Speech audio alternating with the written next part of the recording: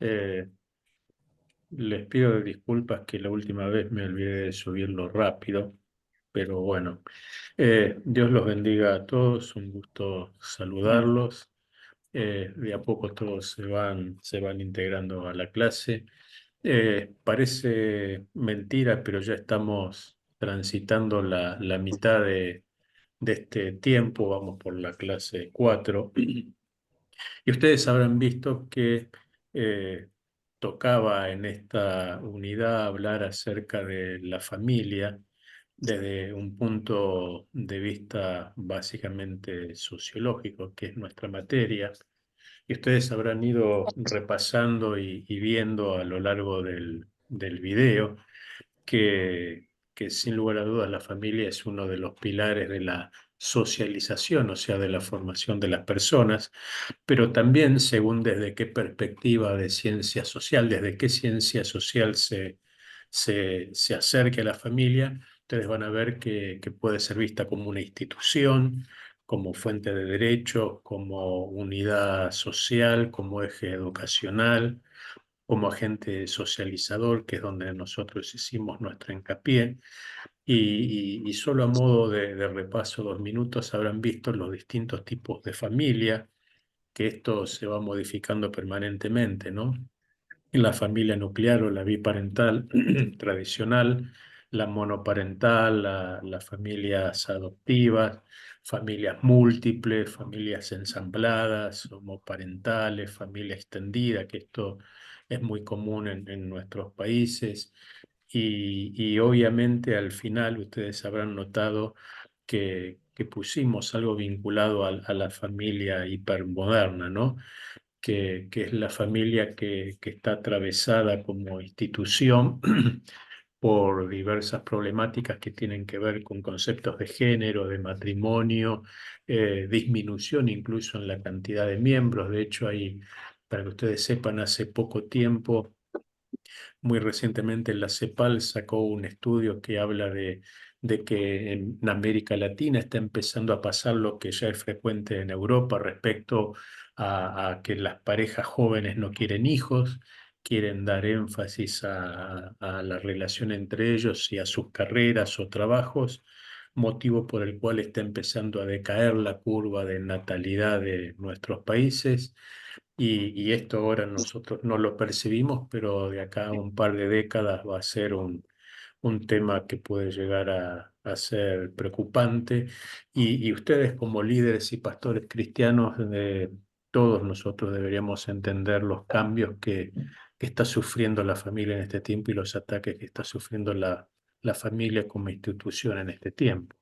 Así que bueno, yo supongo que vieron la clase, que pudieron ver los materiales. No sé si tienen alguna duda, alguna pregunta, algún comentario que quieran realizar sobre esto. Yo todavía no veo el video, pastor. No lo hemos visto. Es el 4, ¿verdad? Hoy toca el 4 esta semana. Ok, es el 4, perfecto. Mari, vos tenés una pregunta ahí. Sí, estaba viendo toda la clase de familia que estaba explicando en lo Sí, parental. Ah, yo en lo personal conozco a mujeres que fueron casadas y después se juntaron con otra mujer y tienen familia. Ellos también vienen en la vida, en el nombre de homoparental, monoparental, sí, sí, monoparental. Oh, sí, tenía esa curiosidad porque sí. estaba viendo toda la clase de el nombre que les dio a cada uno de los Sí, papás en sí, eso. que básicamente son los que le da la ciencia moderna, la sociología y la psicología, ¿no? Ustedes establecen, acá tenemos que hacer una salvedad. Generalmente los cristianos, obviamente porque es así y conocemos lo que dice la palabra, tendemos a mirar la sociedad con ojos espirituales y no necesariamente es así. Todos sabemos lo que dice la Biblia, ¿sí? Acerca del matrimonio homosexual y demás cosas, pero a veces nos olvidamos que más allá de lo que diga la palabra en la esfera espiritual, el mundo está regido por las leyes civiles, ¿sí? Es como Jesús dice, ¿no? Dad al César lo que es del César y a Dios lo que es de Dios. Más allá, por eso repito, de nuestra postura bíblica y de la aceptación de lo que es pecado, hay leyes que fueron creadas por las autoridades de cada uno de nuestros países que otorgan derechos civiles a las personas y ahí tenemos que hacer una distinción. Una cosa es que yo considere que el matrimonio homosexual es pecado y otra cosa muy diferente es que le niegue los derechos civiles que la ley le asigna. Son dos cosas diferentes. En casi todos nuestros países ellos tienen los mismos derechos que un matrimonio heterosexual normal, con lo cual cualquier pareja de matrimonios homosexuales puede adoptar, puede testar, puede tener hijos, puede tener las mismas instituciones de familia y más allá de sopesar o no lo que nosotros entendemos conforme a la Biblia, tenemos que reconocer qué es lo que la ley les permite hacer. Así que en ese sentido tenemos que a veces ser cuidadosos porque la falta de reconocimiento y de derechos civiles nos pueden ocasionar a nosotros perjuicios jurídicos, ¿sí? Primera cuestión. Segunda cuestión, la ciencia avanza y se desarrolla de manera tan rápida y vertiginosa que muchas de las problemáticas que hoy enfrenta la bioética, entre ellas, van a tener que ser respondidas por la Iglesia de acá a un tiempo y ya deberían estar siendo respondidas por la Iglesia. ¿Qué quiero decir eso? La ciencia hoy permite que una abuela, ¿sí? Que una mujer pueda concebir hasta los 60, 65 años. Entonces ya se está dando el caso de abuelas que son fecundadas, ¿sí? Y que subrogan vientres con sus hijas o con sus hijos, ¿sí? Fundamentalmente con sus hijas que no pueden tener hijos.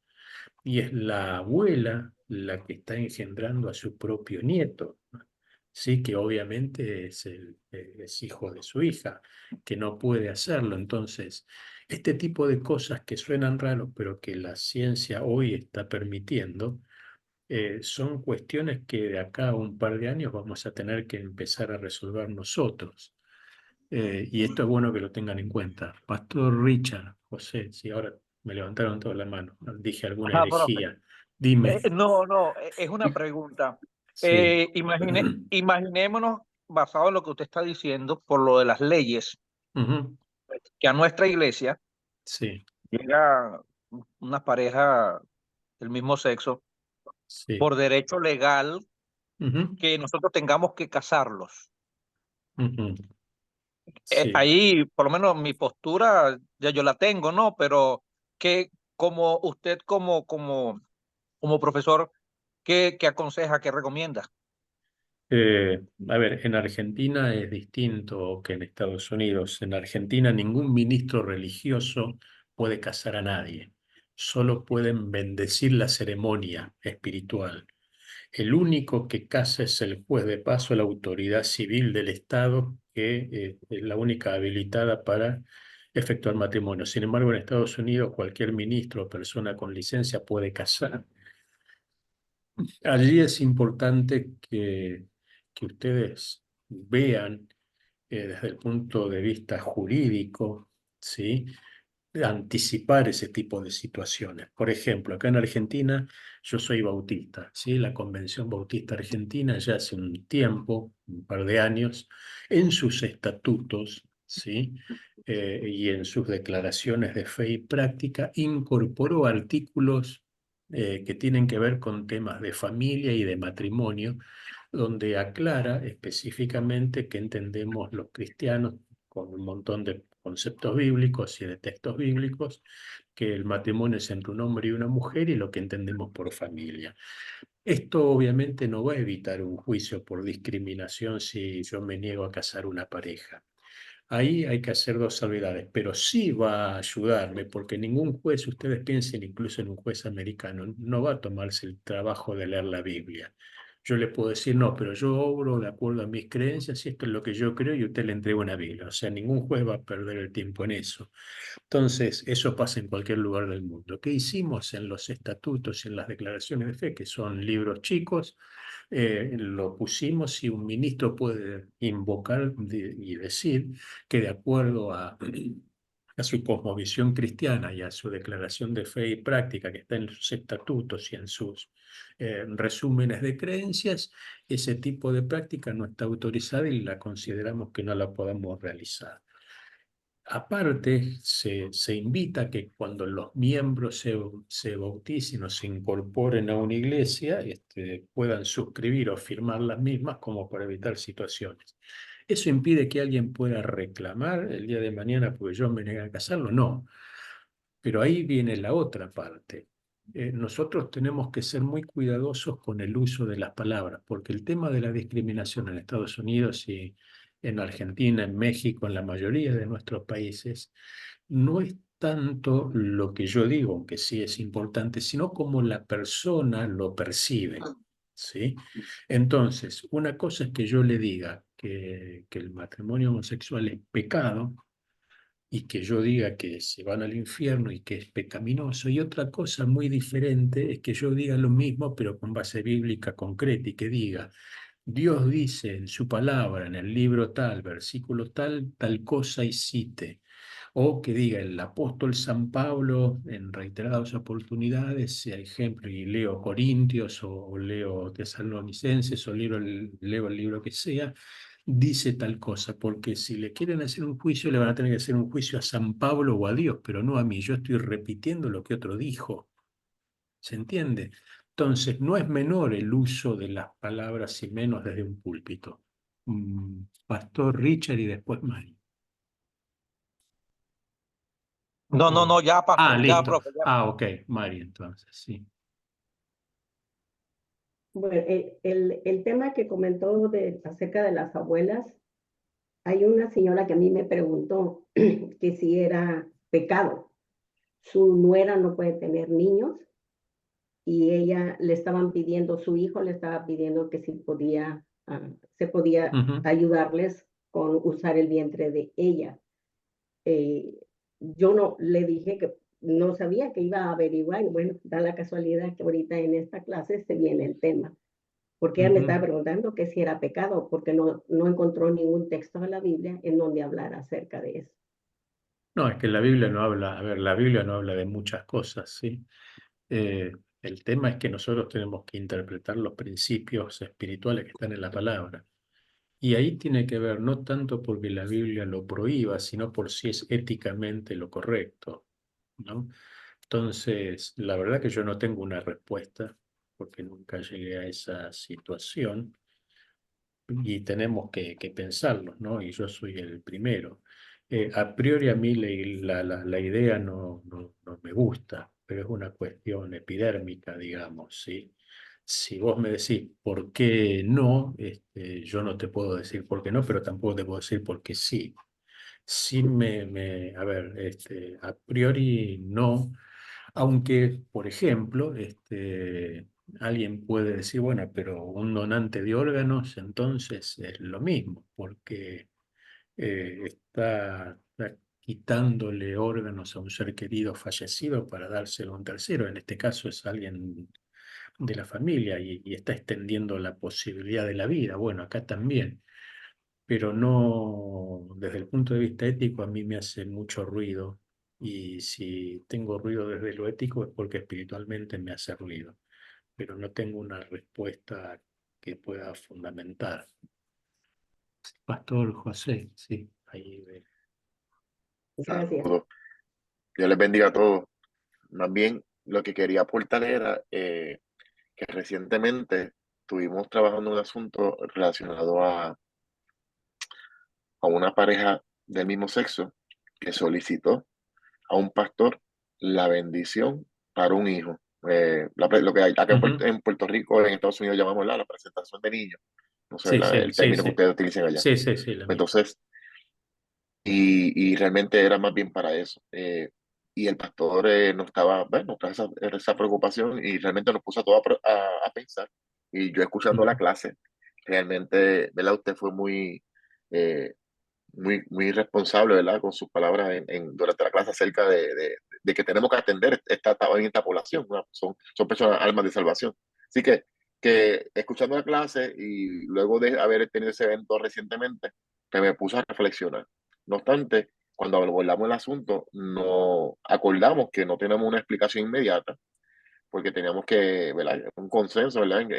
Cuál será la postura que podíamos asumir ante esta situación. El pastor está claro, él dice que está dispuesto a presentar al niño porque el niño no es responsable ni es Claro. culpable Ujú. de lo que sus padres han hecho. Adelante. Disculpe, Sí, profesor. no, no, por favor, gracias por el aporte. Ahí, en este caso, no tanto como en el ejemplo de Mari que decía recién, acá yo no tendría problema en orar por la bendición de ese chico, de ese menor que obviamente, como vos estás diciendo, no tiene ninguna culpa, ni conciencia, ni responsabilidad.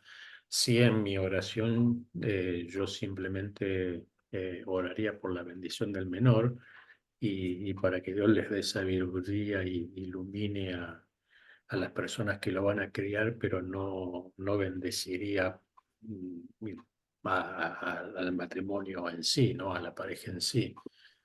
Cierto es que el menor no tiene nada que ver en el asunto y no se le puede negar la bendición de Dios. De hecho, los niños son de él, pero sí también puede ser parte del desafío que Dios permita que para que ellos alcancen a conocer la voluntad de Dios de manera mucho más firme, ¿no? Pero bueno, tengan en cuenta que esto que a veces se presenta como un caso aislado, de acá a muy poco tiempo seguramente van a ser muchos más. Y las situaciones, más que nada en torno a temas de bioética, van a ser muchas más frecuentes. Hoy la ciencia permite muchas cosas que hace 30 años atrás eran impensadas. O sea, hace 30 años atrás cualquiera de nosotros nunca hubiera pensado que una mujer mayor o después de los 60, 65 años podía concebir. Y hoy es posible, ya, depende obviamente de la salud de cada uno, pero la ciencia lo permite, ¿no? No ayer, la semana pasada, en Estados Unidos hizo el primer trasplante de riñones, pero no de un humano a otro, sino el riñón de un cerdo, se le trasplantó a un humano, con obviamente las normas de bioseguridad que corresponden, y reaccionó bien, y el donante aparentemente no tuvo ningún rechazo y está bien. Y en la Universidad de Harvard están estudiando entonces empezar a masificar esto para que sea más frecuente, porque aparentemente los órganos de un cerdo tienen mucha semejanza con los órganos humanos. Pero bueno, vuelvo. La ciencia avanza y se desarrolla tan rápido, la implantación de células madre para facilitar la fertilidad de una mujer que aparentemente era estéril hasta que se le implantaron células madres y un montón de complejidades que, que van a tener que ser parte de nuestro análisis pastoral. Y aquí apunto yo. Mira, hermano, desde el punto de vista, no hace falta ser sociólogo. Lo que tenemos que hacer es darnos cuenta que el mundo cambia mucho más rápido de lo que la iglesia ni siquiera se imagina. Y la iglesia entonces tiene que empezar a pensar mucho más rápido situaciones que 30 años atrás ninguno de nuestros pastores se hubiera imaginado o que hubiera visto como cosas del diablo, pero que hoy son comunes y corrientes.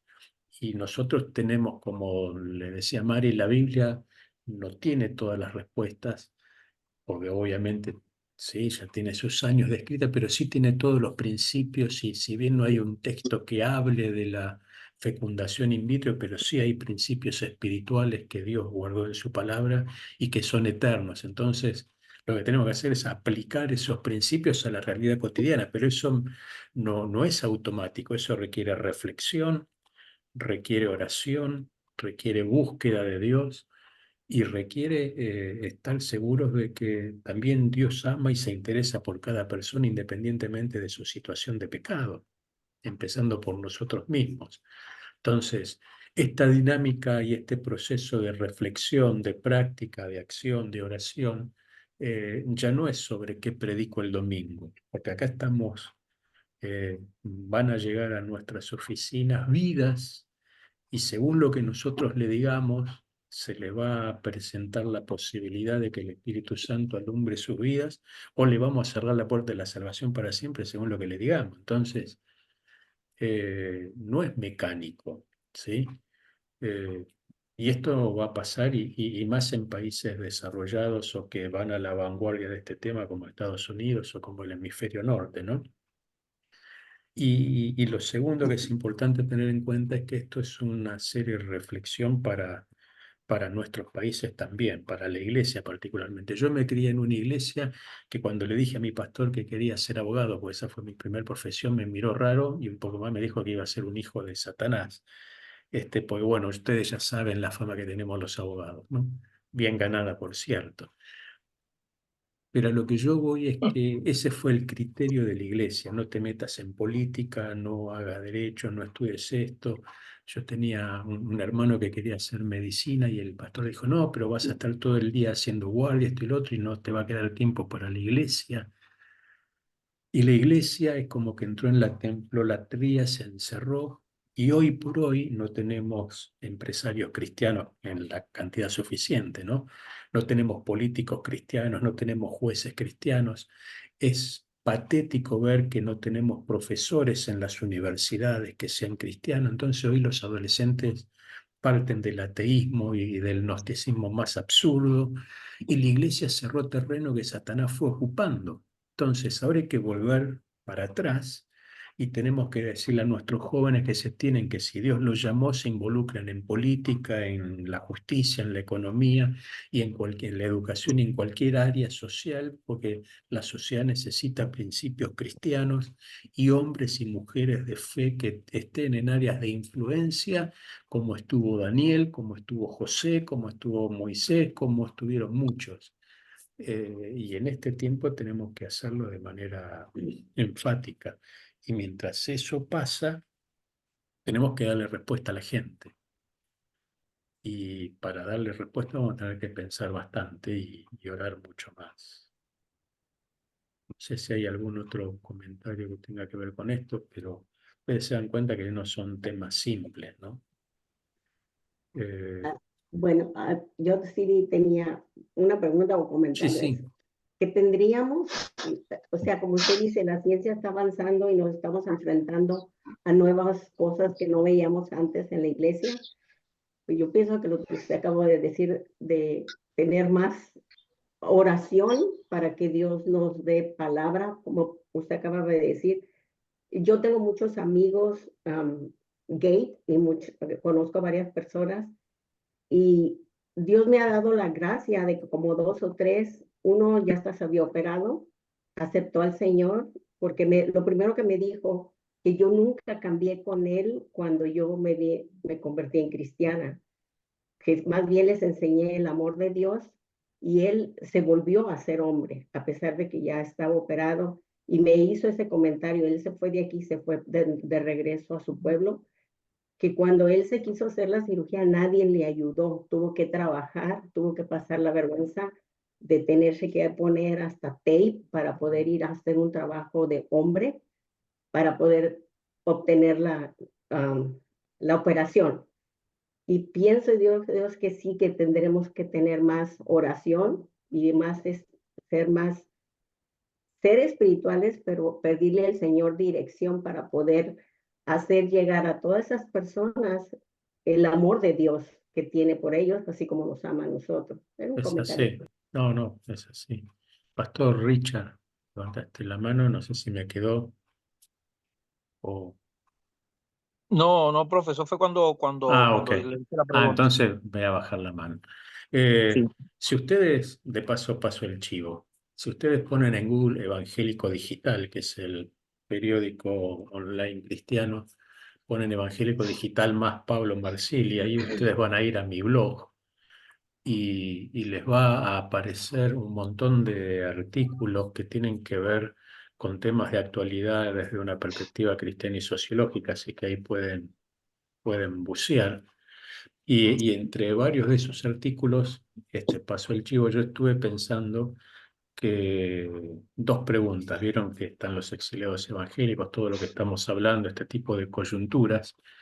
Y entonces saqué una serie que ahora se transformó en un libro que va a publicar CLIE hacia fin de año, principios del año que viene, que se llama ¿Cómo sería mi iglesia si Jesús fuera el pastor? ¿No? Y ahí trato de contestar dos cosas. ¿Cómo sería mi iglesia si Jesús fuera el pastor?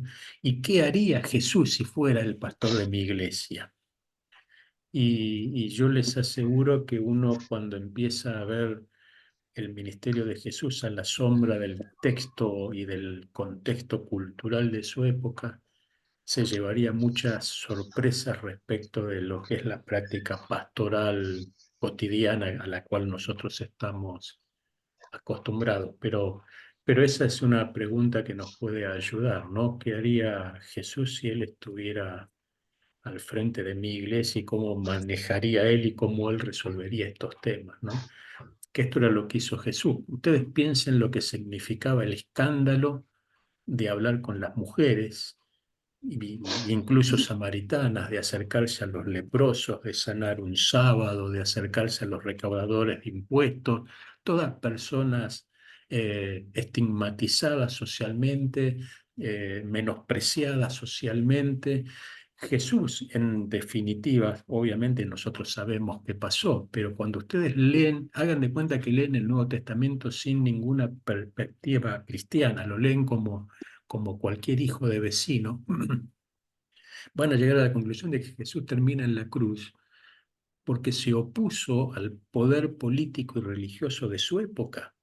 Es así de simple, es así de fácil.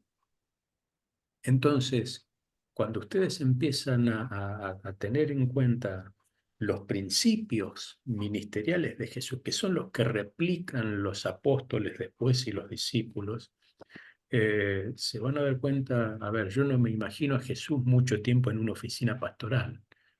Yo no me imagino a Jesús esperando que la gente venga al templo. No me imagino a Jesús planificando actividades para todo el año calendario. No me imagino a Jesús presidiendo reuniones de negocios. No me imagino a Jesús parándose en el City Hall o frente a las autoridades locales para denunciar el pecado y y decir que no hay corrupción y que no hay pecado. O sea, son cosas que nos choquean a nosotros. Fíjense en lo que tuvo que haber pasado hace 2000 años atrás, ¿no? Entonces, cuando nosotros crudamente analizamos el ministerio de Jesús, nos vamos a dar cuenta de que él no estaba acostumbrado al status quo ni a la religiosidad como a veces la practicamos nosotros, ¿no? Ruth, vos habías levantado la mano, me parece. Pastor, Sí, una pregunta. sí. ¿Me repiten la página digital del periódico cristiano? Si vos en Google pones evangélico digital, el signo más y Pablo Marsili, ahí te deriva a mi blog.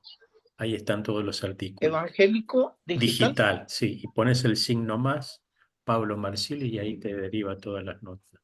Son como 50, sí, no son muchas. Muy bien, gracias. Bueno,